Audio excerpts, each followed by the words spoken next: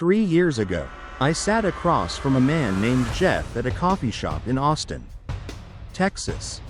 He was 34 years old, software engineer, base salary, $140,000 a year. And he was crying. Not because he lost his job, not because someone died, because he looked at his bank account that morning and realized something terrifying. At 24, Jeff had $50,000 in savings. At 30, he had negative $2,000. 6 years, 6 figures of income, and he went backwards. Here's the part that kept me up that night. Jeff is not stupid. Jeff is not lazy. Jeff made the same mistake that 83% of Americans in their 20s make every single day. And right now, you might be making it too.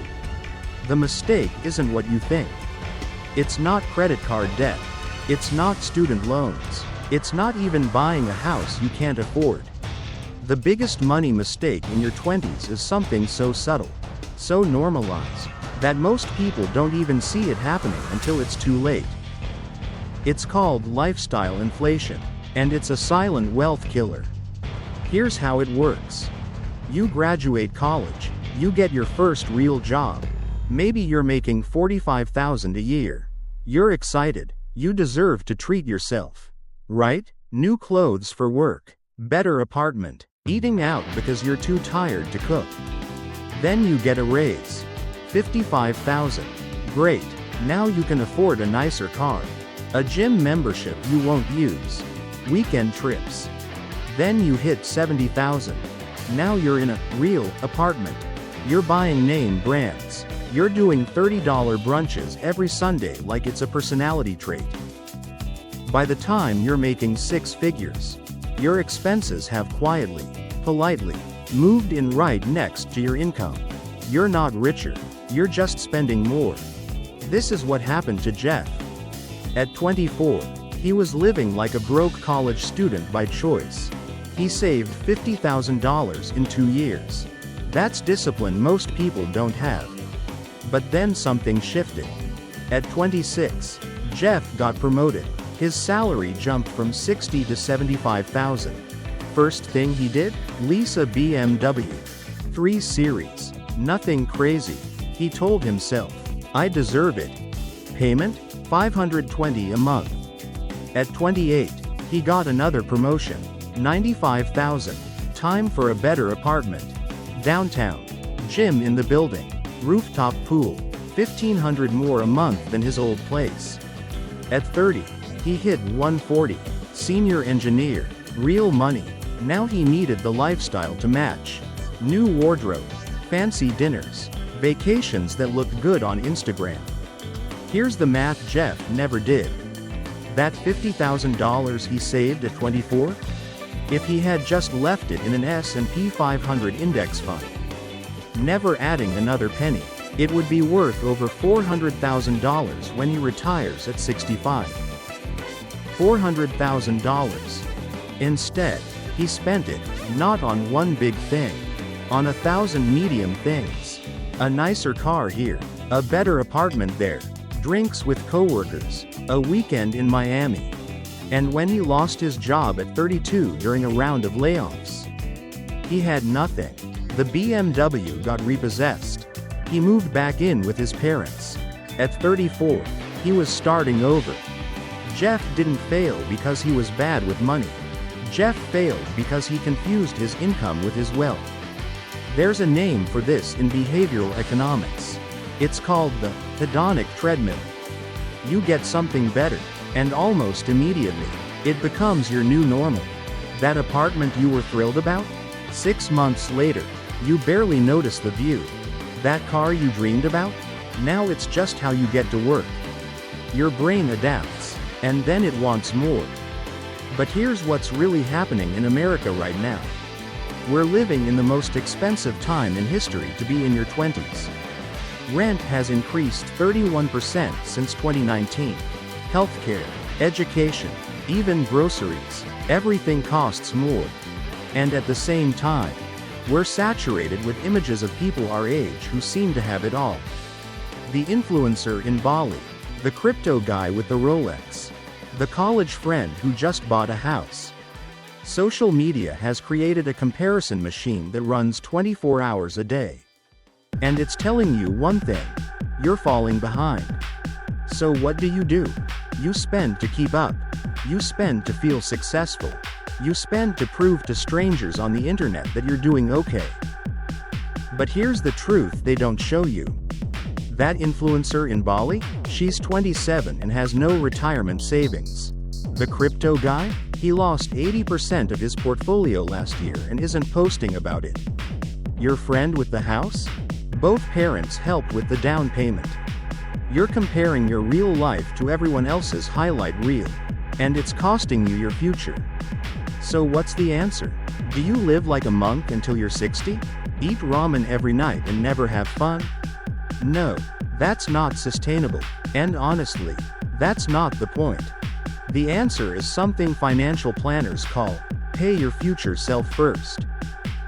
Here's how it works.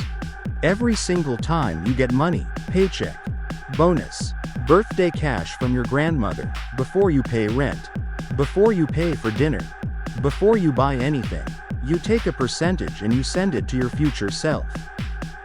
Not your future self next month, your future self at 65. And you make that money work. Open a Roth IRA, put it in an S&P 500 index fund, set it and forget it. The average historical return is about 10% a year. That's not a guarantee, but it's a pretty good bet. Now let me show you the math that Jeff wishes he'd seen at 24.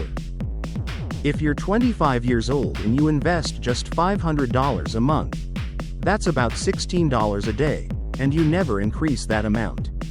By the time you're 65, you'll have over $2.6 million. $2.6 million. If you wait until you're 35 to start, that same $500 a month gets you to about $900,000. Still good, but you just lost $1.7 million because you waited 10 years. Your 20s are the most powerful wealth-building decade you will ever have.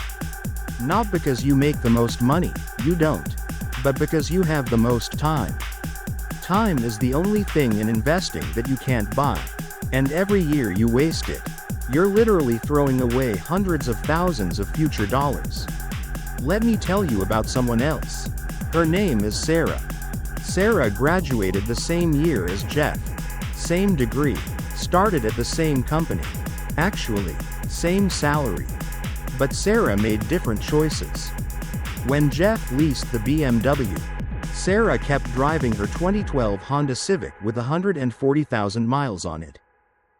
When Jeff upgraded to the downtown apartment, Sarah stayed in her studio with the roommate and the noisy refrigerator. When Jeff was doing $30 brunches, Sarah was learning to cook. When Jeff went to Miami for the weekend, Sarah picked up side gigs tutoring on Saturday mornings. Here's what Sarah did with the difference. Every month, automatically, 15% of her paycheck went into her Roth IRA and her 401k. She maxed out both by the time she was 30. At 32, when Jeff was moving back in with his parents, Sarah bought a duplex. She lived in one side, rented the other. The rent covered most of her mortgage. At 35, Sarah had a net worth of $470,000. At 40, she was at $1.2 million. Sarah is 47 now. She retired last year. She travels. She volunteers. She spends time with her kids. She lives in a paid-off house in Portland. Sarah and Jeff started at exactly the same place. Same education. Same income. Same potential.